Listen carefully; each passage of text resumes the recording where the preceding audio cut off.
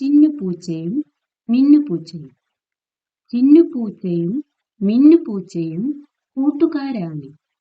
അവർ ഒരു ദിവസം നടക്കാനിറങ്ങി. അപ്പോഴാണ് ചിന്നു ഒരു റൊട്ടി കണ്ടത്. അതാ ഒരു റൊട്ടി! ചിന്നുപൂച്ച ഉറക്കെ പറഞ്ഞു. ഇത് കേട്ട മിന്നുപൂച്ച ഓടിച്ചെന്നതെടുത്തു. പിന്നെ ചിന്നുവും മിന്നുവും തമ്മിൽ വഴക്കായി. ഞാനാണ് ആദ്യം കണ്ടത്, എനിക്ക് റൊട്ടിയുടെ വലിയ കഷ്ണം വേണമെന്ന് ചിന്നു വാശി പിടിച്ചു. അത് ഞാനാണ് ഓടിച്ചെന്ന് എടുത്തു വന്നത്, എനിക്കാണ് വലിയ കഷ്ണം വേണ്ടതെന്ന് മിന്നുപൂച്ചയും പറഞ്ഞു.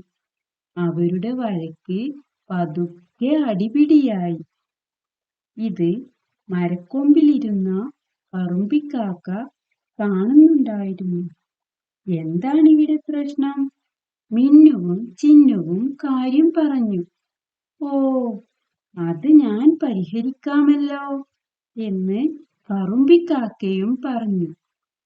ചിന്നുവിനും മിന്നുവിനും റൊട്ടി തുല്യമായി വീതിച്ചാൽ പ്രശ്നം തീർന്നില്ലേ എന്ന് കറുമ്പിക്കാക്ക ചോദിച്ചു.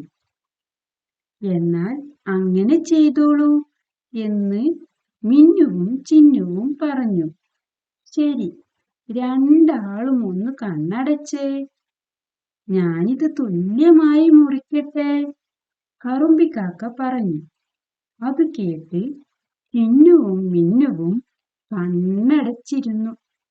അല്പസമയം കഴിഞ്ഞ് കണ്ണു തുറന്നപ്പോൾ അവിടെ കാക്കയുമില്ല, റൊട്ടിയുമില്ല. അപ്പോഴാണ് കാക്ക തങ്ങളെ പറ്റിച്ചതാണെന്ന് ചിന്നുവിനും മിന്നുവിനും മനസ്സിലായത്.